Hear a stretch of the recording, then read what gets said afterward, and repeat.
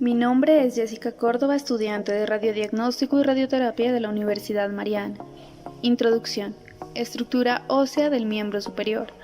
La clavícula y la escápula que forman la cintura escapular, el húmero en el brazo, el radio y el cúbito en el antebrazo, los huesos carpianos que forman el carpo en la muñeca, los huesos metacarpianos en la mano, las falanges en los dedos. En esta ocasión miraremos proyecciones para toma de rayos X de las siguientes partes: dedos, muñeca, mano, escafoides y túnel del carpio. Bueno, para empezar, aquí tenemos a un paciente el cual presenta una lesión en la zona de la mano, por lo que procederemos a hacerle los diferentes tipos de exámenes. Vamos a proceder a ponernos los implementos de protección. Primero, proyección de dedos. Proyección PA. Tamaño de la placa 18 por 24 centímetros o 8 por 10 pulgadas. Dividida transversalmente en 3 posiciones. Posición. Vamos a colocar la mano y el antebrazo en el mismo plano horizontal que la placa, flexionando el codo. La mano debe estar en pronación con los dedos extendidos. Alinear el eje axial del dedo que hay que explorar con el eje del chasis. Separar los dedos vecinos al explorado para evitar la superposición de estructuras. Se debe dirigir el rayo central a la articulación interfalángica proximal del dedo afectado. Se deberá observar toda la longitud. Debe visualizarse el extremo distal del metacarpiano correspondiente.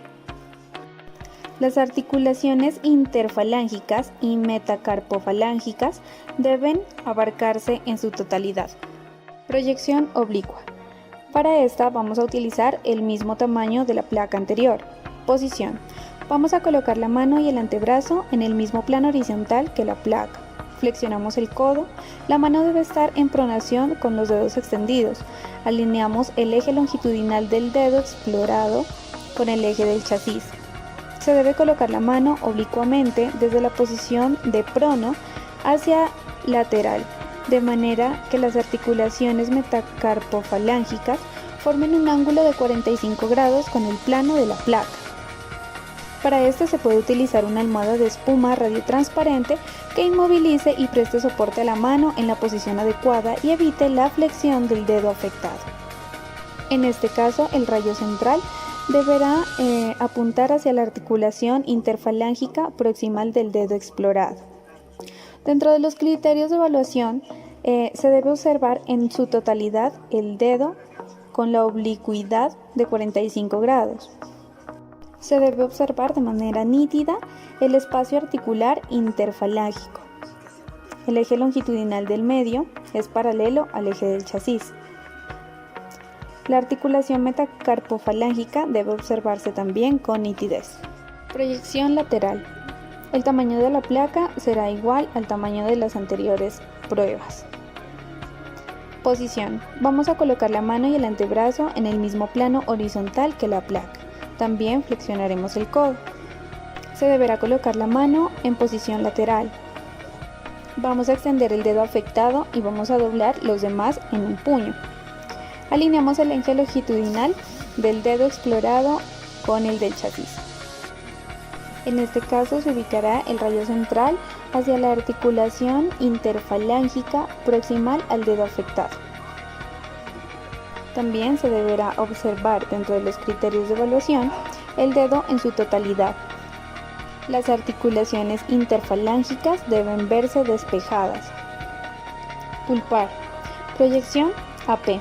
El tamaño de la placa radiográfica va a ser de 18 por 24 centímetros o de 8 por 10 pulgadas.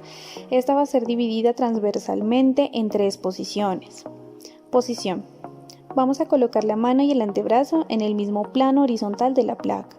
Colocamos el codo flexionado cómodamente y vamos a hacer que el paciente gire el pulgar y la mano en rotación interna máxima, tanto como sea posible, con los dedos en extensión. Vamos a alinear el eje longitudinal del pulgar con el eje del chasis. Mantener al paciente con los dedos extendidos, lejos del pulgar, que debería quedar en proyección AP. En este caso, la dirección del rayo central irá hacia la articulación metacarpofalángica. Dentro de los criterios de evaluación, tenemos que el pulgar debe verse en su totalidad y que deben quedar despejadas las articulaciones interfalángica, metacarpofalángica y carpometacarpiana. Proyección oblicua. El tamaño de la placa será el mismo tamaño del estudio anterior. Posición. Colocamos la mano y el antebrazo en el mismo plano horizontal de la placa. Flexionamos el codo cómodamente colocando la palma de la mano sobre el chasis. Se abducirá el pulgar colocándolo sobre el chasis en una posición oblicua de 45 grados. Alineamos el eje longitudinal del pulgar con el eje longitudinal del chasis. En este caso, el rayo central irá dirigido hacia la articulación metacarpofalángica. Dentro de los criterios de evaluación, el pulgar debe verse en su totalidad con una rotación de 45 grados y las articulaciones interfalángica, metacarpofalángica y carpometacarpiana deben quedar totalmente despejadas. Proyección lateral. El tamaño de la placa será el mismo al de los estudios anteriores. Posición. Vamos a colocar la mano y el antebrazo en el mismo plano horizontal que la placa. Flexionamos el codo cómodamente girando la mano en pronación. Alineamos el eje longitudinal del pulgar con el eje del chasis. Hacemos que el paciente arquee la mano y abduzca el pulgar hasta que éste descanse en posición lateral. Si el paciente no puede descansar o alcanzar esta posición, abducir el pulgar y elevar la mano y los dedos hasta que aquel quede en posición lateral. Colocamos un soporte que mantenga la mano y los dedos inmóviles en la posición indicada. En este caso, el rayo central lo vamos a dirigir hacia la articulación metacarpofalángica y dentro de los criterios de evaluación, el pulgar debe observarse en su totalidad. Las articulaciones interfalángica y metacarpofalángica deben observarse con nitidez. La primera articulación, carpometacarpiana, puede hallarse discretamente superpuesta a otras estructuras óseas. Mano. Proyección PA. Tamaño de la placa, utilizaremos una de 24 por 30 centímetros o de 10 por 12 pulgadas. Esta será dividida transversalmente por la mitad. Posición. Vamos a colocar toda la extremidad superior en el plano horizontal de la placa, flexionando el codo a 90 grados. Colocamos la mano en pronación con los dedos moderadamente separados. Alineamos el eje longitudinal de la mano con el eje longitudinal del chasis. En este caso, el rayo central vamos a dirigirlo hacia la primera y tercera articulación metacarpofalángica. Dentro de los criterios de evaluación, la mano debe observarse en su totalidad sin signos de rotación. Los espacios articulares, interfalángicos y metacarpofalángicos deben quedar despejados nítidamente. Las falanges deben quedar despejadas, sin superposiciones óseas ni de partes blandas. Los extremos distales del cúbito y del radio deben verse sin rotación. Proyección oblicua PA. El tamaño de la placa será igual al del estudio anterior. Posición. Vamos a colocar la extremidad superior en el mismo plano horizontal que la placa. Flexionamos el codo a 90 grados. Colocamos la mano en pronación.